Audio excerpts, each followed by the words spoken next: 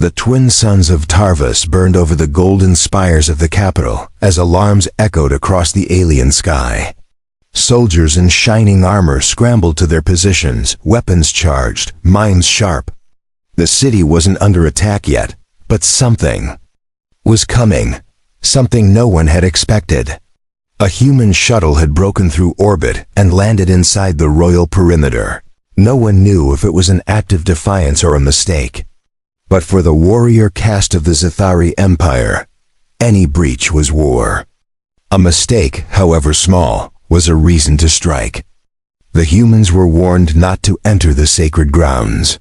But still one had come. Alone, Princess Kailari watched from her tower balcony, her white braid caught in the warm wind. She was not like the other royals. They called her useless because she could not fight. She had never held a weapon or commanded a squadron. Her only role was ceremonial, symbolic. And she hated it. Yet even now, dressed in her armor that was more decoration than defense, she felt the weight of expectation. Her golden suit shimmered with symbols of peace, but it meant nothing to the generals below. She could see them forming lines, preparing to greet the intruder with plasma and death. The human, his name was Aaron, walked calmly through the gates with his hands raised. He didn't carry a weapon. Just a small satchel on his shoulder and a file in his hand. The guards surrounded him, shouting in a language he didn't understand, but he didn't flinch. He waited. That caught her eye. Not just his bravery, but his stillness. He didn't act like an enemy. He looked up once, toward her tower, and something in her chest stirred. Not fear, something gentler, softer, curious. Down in the courtyard, General Varrock barked orders to execute the intruder immediately. He said humans were known to lie, tricksters, liars, weapons wrapped in soft flesh.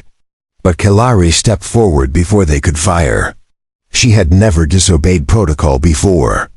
She didn't care now. "I will speak to him," she said in a voice that trembled more than she wanted. The general turned to protest, but royalty still carried weight in the empire. Even useless royalty. She descended the stairs alone, her boots clicking against the marble, each step echoing like a drumbeat. When she reached him, Aaron didn't bow. He looked at her with calm green eyes and said, "I'm not here to fight. I came for the armor." Everyone laughed, except her. Because somehow she knew he was serious. And he didn't look at her like a symbol. He looked at her like a person. "What do you want with it?" she asked. Her voice shook less this time. "To understand it," he answered. "To care for it. You've never cleaned it with your own hands, have you?" That question, strange as it was, pierced something deep within her. No one had ever spoken to her like that before. He reached up, not touching her, but pointing gently to a crack in one of the shoulder plates. "Even beauty needs care," he said.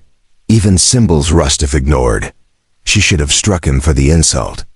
Instead, she looked down and saw he was right. The crack had spread. No one had noticed. He wasn't a warrior. But he wasn't a fool either. And when she turned to face her guards, she said something no one expected. "This human will stay under my protection. He will serve me as keeper of the armor." The courtyard froze in silence. The general looked betrayed, the guards confused. But she stood firm, and for the first time in years, she felt her armor actually fit. The guards didn't move at first. They looked at each other, unsure if this was a test or a trick. A human allowed inside the royal keep? Never in the Empire's history had such a thing happened. But Kailari's voice was law, and her word had been clear. Aaron would stay, General. Varrock stepped forward with fury in his eyes.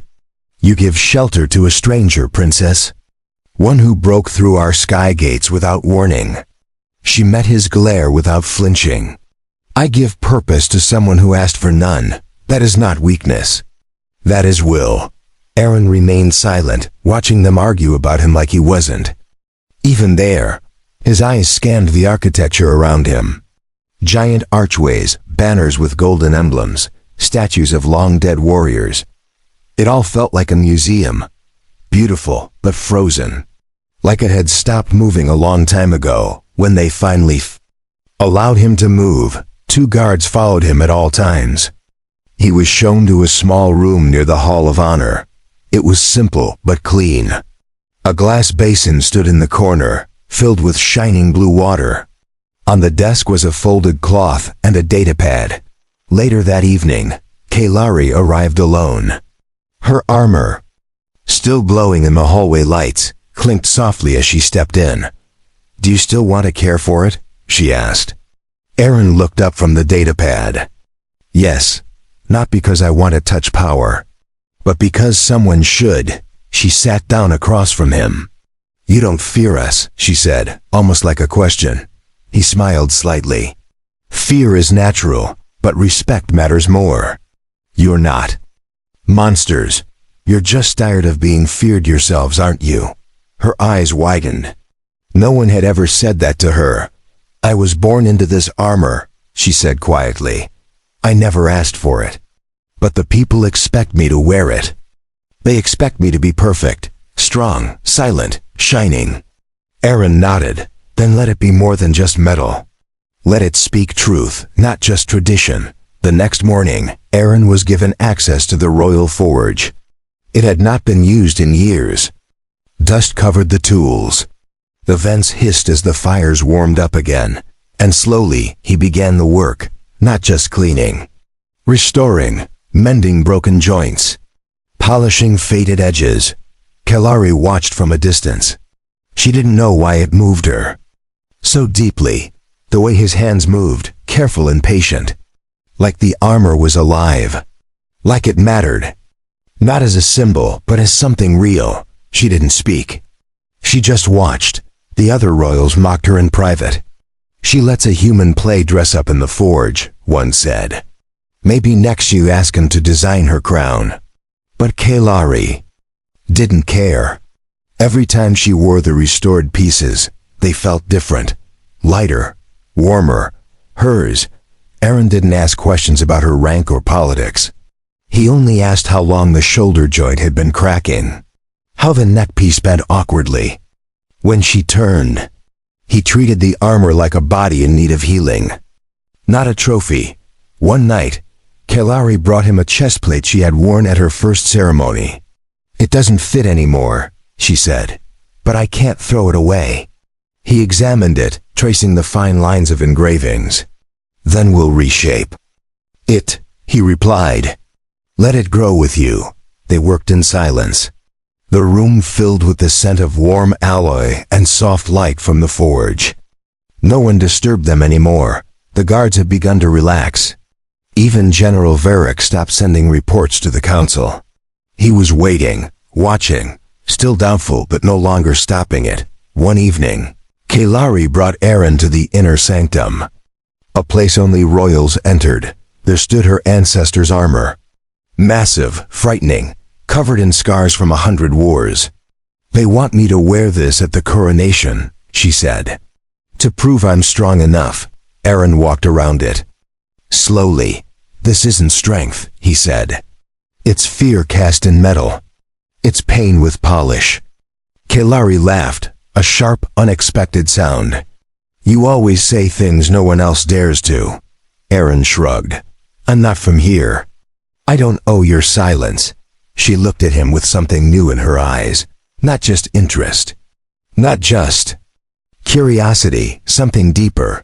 "Then help me build my own. Not my father's armor. Not my grandfather's. Mine. Fit to me. Honest to me, will you?" Aaron didn't answer with words. He simply nodded. From that moment, they worked every night. Sketching designs, testing alloys, carving edges that were both strong and elegant. The armor that began to take shape was unlike anything seen before, sleek, balanced, both beauty and defense in harmony. And as the armor took form, so did something else, a trust, a bond neither had planned for. The princess and the human, the outsider and the heir, not bound by law, but by shared creation. And in that quiet forge, beneath royal stone and burning stars, a new legend began to form. Kailari didn't return to the palace after the duel. She walked past the gates, past the gold banners and ancient thrones, straight into the streets of the lower city. The people parted for her, unsure whether to bow or watch. Some reached out, in silence, touching her armored sleeves as if to confirm she was real. Aaron found her sitting on the edge of a fountain near the outer market. Her golden armor gleamed in the dusty sun. Children ran by without fear. Old merchants offered her sweet food and cloth. She smiled at them like one of their own. "You could have claimed the throne," Aaron said quietly as he sat beside her. "After that duel, they would have crowned you without a word." She didn't look at him. Her fingers traced the carving on the fountain's edge. "Then I'd be just another crown in a line of forgotten rulers." "I don't want power. I want meaning," he didn't reply. Instead, he opened a small satchel he had carried with him and pulled out a thin sheet of alloy he had reforged that. "Mourning, for the gauntlet," he said. "Better absorption. Just in case you block something nasty again." She laughed softly and took it in her hands. "You're always building." "Always watching," he smiled. "Because you're always risking. I just try to keep up." Back inside the palace, the council argued behind sealed doors. Some saw her as a threat. Others saw her as a miracle. But no one could deny what had happened in the arena. She had changed the minds of warriors, artisans, and even the common people in one battle. General Varric stood by a window overlooking the city. He had once called her weak, decorative. Now he wasn't sure. He watched her from a distance, walking beside the human, armor faintly pulsing with motion. "She has become something we never trained her to be," he said aloud. "And yet she fits the role better than any of us." An envoy from a rival planet arrived days later, the Draxian Empire. Known for their brutal logic and emotionless tactics, they requested an audience with the princess, not the emperor. That alone shook the hierarchy of the court. Kailari received them without full regalia. No crown, no long robe. Just the armor she had shaped with her own hands. The Draxian leader examined her for a long moment before speaking. "You do not look like the stories," he said. "You look new." She tilted her head. "Stories are written by those who fear change. You should listen to the ones being lived now." The alien didn't respond. But he didn't walk away. After the meeting, Aaron met her at the edge of the gardens. "That wasn't just diplomacy," he said. "That was a warning. They're watching you, measuring you." Kailari nodded. "Then let them see me clearly. I won't shrink into armor that doesn't belong to me ever again." As they walked through the garden paths, he noticed something strange. Her old ceremonial armor had been placed in the shrine of fallen warriors. A quiet act of farewell. "You buried your past," he said. "No," she replied. "I honored it and chose to move forward." The Empire announced a day of celebration, not for her victory, but for the restoration of the royal line. The council called it tradition, but the people knew who it was truly for. They carved her symbol in banners. They lit golden fires in the streets. The princess had become something more. Aaron stood at the balcony during the ceremony, far from the center. Yet she found him in the crowd. Her eyes locked on his and held there unblinking. The crowd cheered. But in that moment, the noise vanished between them. After the festival, Kailari found him back in the forge, sharpening the new design for the armor's boots. "You didn't come to the hall," she said. He looked up. "I didn't make that armor to be worshipped. I made it for you to wear, not show off." She walked up and touched his arm gently. "Then help me again, not with plates or seals, but with a new task." He looked at her carefully. "What kind?" She took a breath. "The people trust me now. But the galaxy doesn't. I want to lead peace talks. And I want you beside me." Aaron blinked once, then nodded. You want to use what we built to heal more than just one empire. She answered with a firm voice. Yes, I want to make this armor more than a shell. I want it to be a banner. And you're the first who treated it like a heartbeat. They began drafting a plan, not for war, but for missions to distant systems, meetings with old enemies. Messages carried not in fleets, but in words and presence. It was not what the Empire expected. But they had learned not to expect anything from Kelari anymore. As her ship prepared to launch for the first diplomatic flight, Aaron secured her chestplate with his own hands. She placed her hand over his when he finished. You gave me freedom. In steel, now I give you a place beside me, not as a servant, as a partner. And as the gates of the launch bay opened, two figures stood side by side. A human builder, an alien princess. And the future neither of them could have imagined began to unfold. The diplomatic ship named Zarinth's Path left the atmosphere in silence. It was shaped like a blade of gold and silver, cutting through the stars with purpose. Inside it stood Kelari in her armor, no longer ceremonial, no longer decorative. It was now a part of her, worn not for tradition, but for truth. Aaron stood beside her in the observation deck. He wore a simpler version of the suit he'd crafted for field maintenance, but even it bore the seal of the Royal Forge. Not as a soldier, not as a noble, but as a creator whose work had changed history. The first stop was the neutral station of Velun Prime, a place where species gathered not to fight, but to trade and negotiate. The moment Kelari stepped off the landing ramp, eyes turned. She was expected, but not like this. Not in armor shaped by her own will. Not beside a human. Some whispered it was an insult. Others called it brave, but no one looked away. Even the hardened faces of the Trathvex delegation blinked in quiet surprise. They had fought the Empire for years. Now its heir came forward. With an open hand, the Peace Summit was tense from the beginning. Old grudges clung to the walls like smoke. But Kelari did not flinch. She listened. She spoke when needed. She did not wear a crown. She let her armor speak first.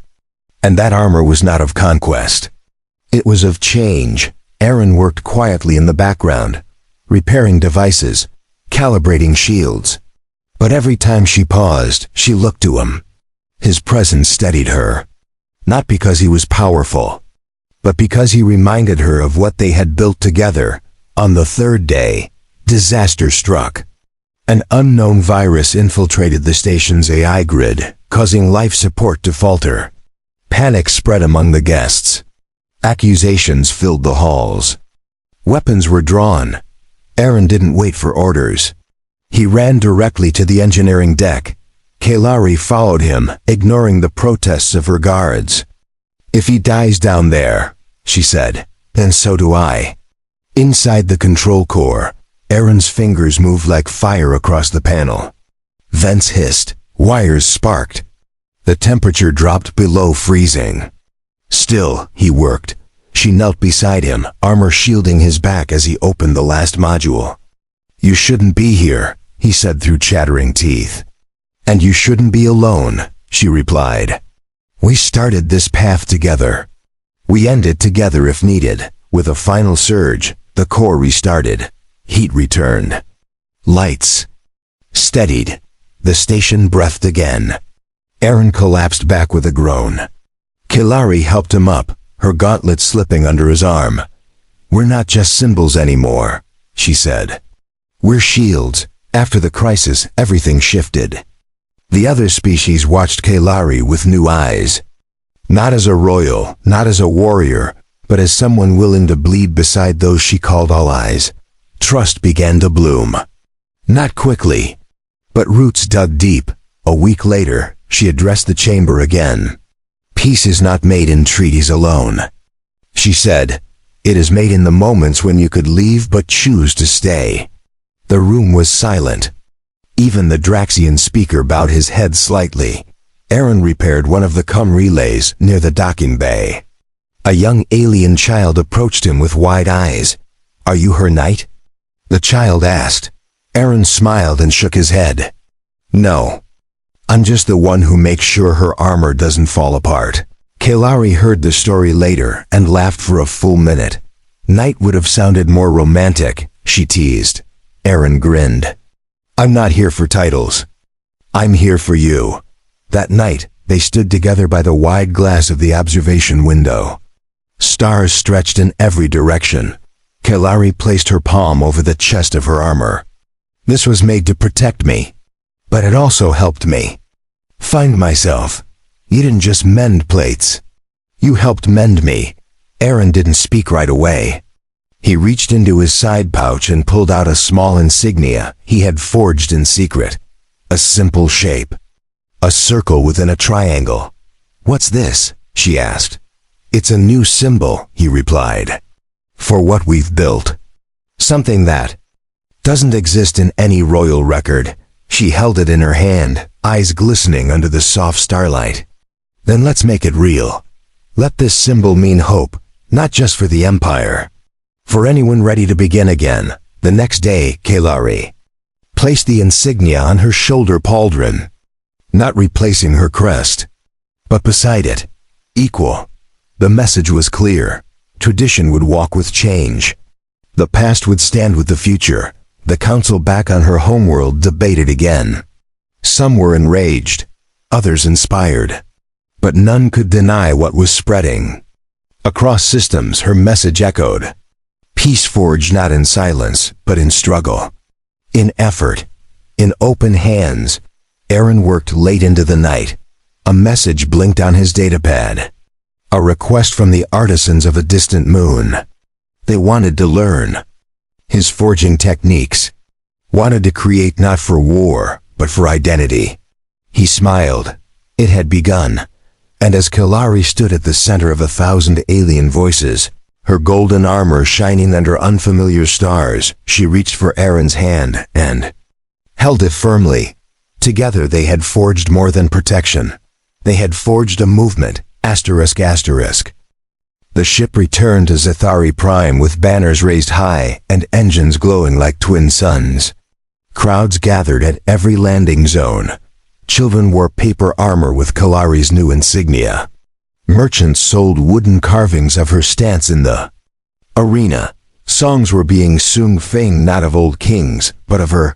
Kailari stepped onto the landing platform with Aaron beside her. She wore the same armor she had fought in, polished but unchanged. Her shoulders still bore the symbol Aaron had crafted. It caught the sunlight and threw it across the faces of every watcher below. General Varric stood at the front of the welcome line. His mouth was tight, but his posture was no longer stiff with doubt. "You went against every law of tradition," he said as she approached. "And yet the people call your name like it's part of their blood now." Kailari nodded once. "Because tradition without truth is just shadow, and I chose light." The general didn't argue. He stepped aside and allowed her through without a word. Inside the palace, the council sat silent as she entered. They expected defiance. Instead, she bowed her head once, then stood tall. "You once feared I would break the line," she said. "But I reforged it instead, with cleaner welds, with steadier hands, with purpose." One of the elder counselors finally spoke. "You challenged the roots of our empire. But you've proven one thing true. Roots grow strongest not in stone but in soil. You've given us soil again." With that, the council voted.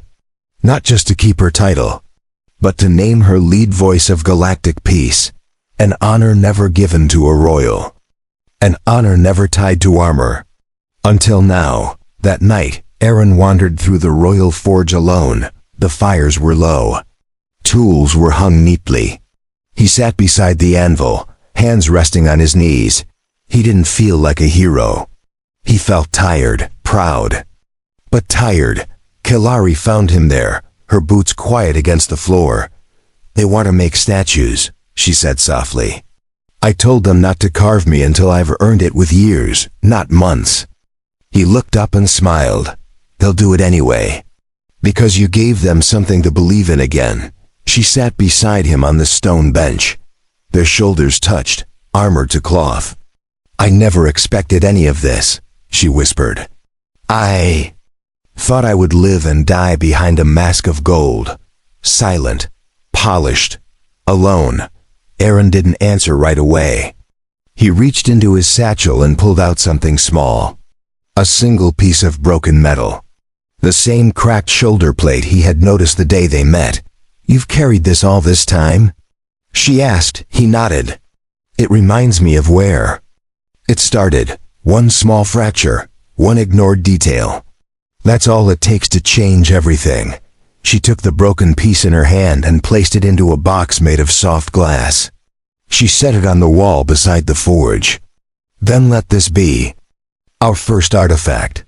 Not of power, but of beginning.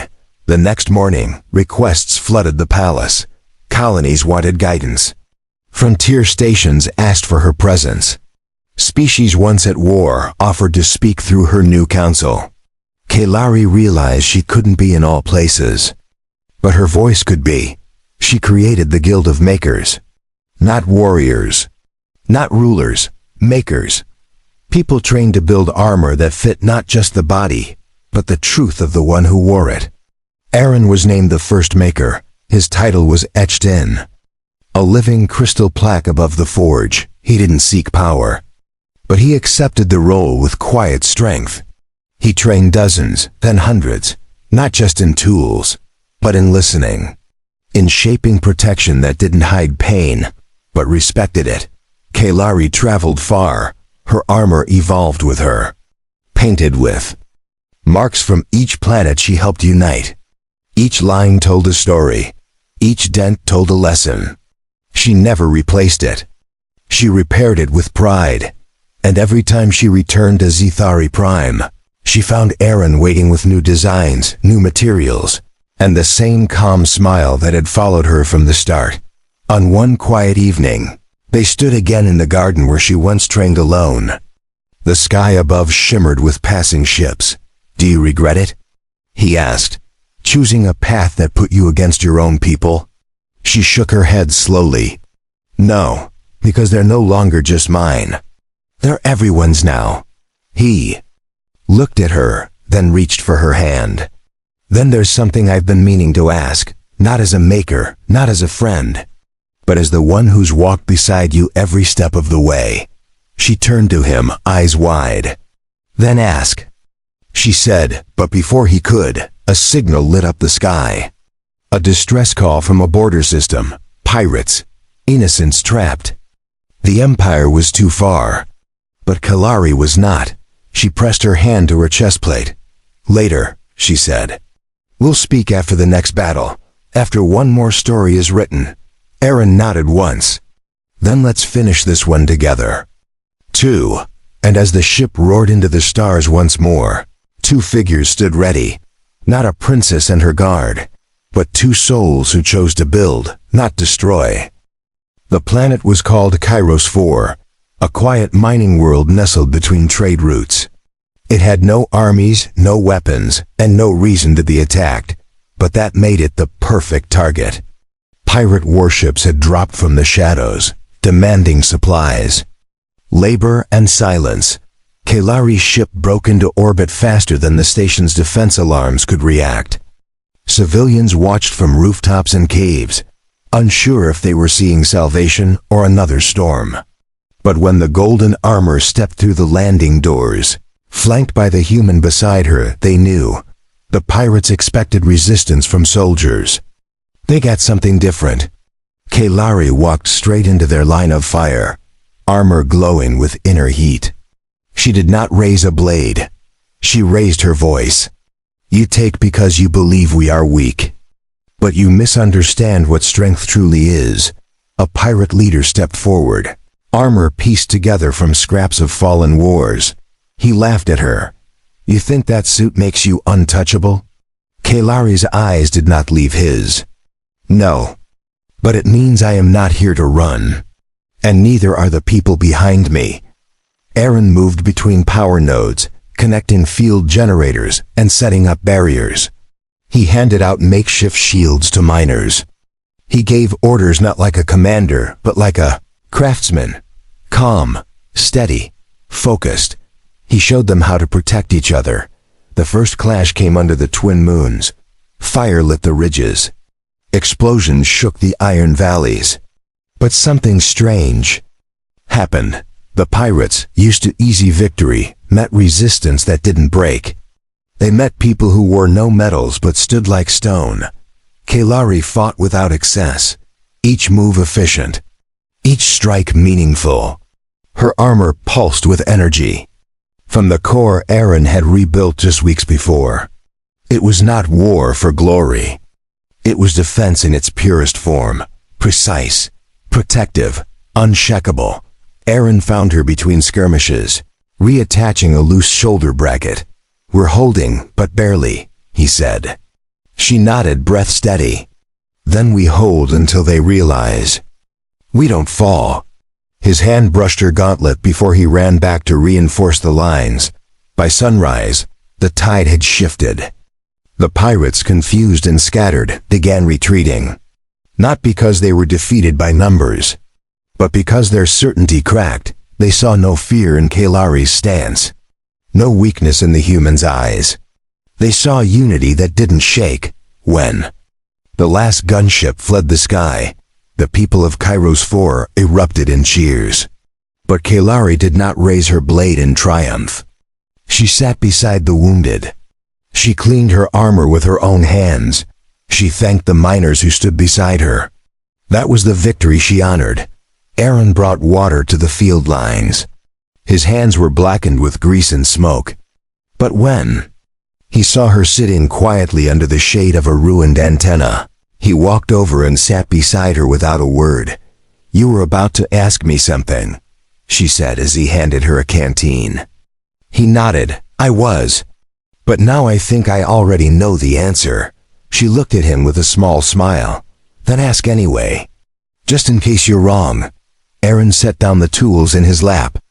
"When this is over, when the forge is quiet and the stars finally rest, will you stay with me? Not just in duty, but in choice." Kailari didn't blink. "I already chose," she said. "Every time I stepped forward. Every time I trusted your hands with my armor. Every time you spoke truth when silence was easier. I chose you." They didn't speak more.